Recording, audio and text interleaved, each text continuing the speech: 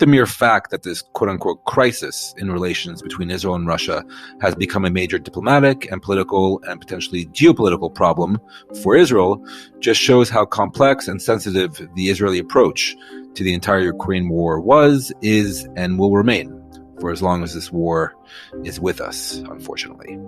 Russia has the potential to impact, for the worse, a lot of core Israeli interests, like the fate of Jewish communities in Russia and the post-Soviet space,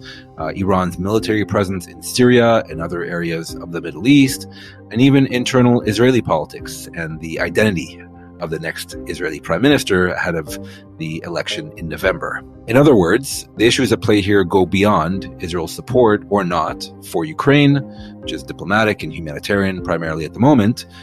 which I'd argue has overall been decent. But it's obviously short of what some critics of the Israeli government's approach would like to have seen and still see,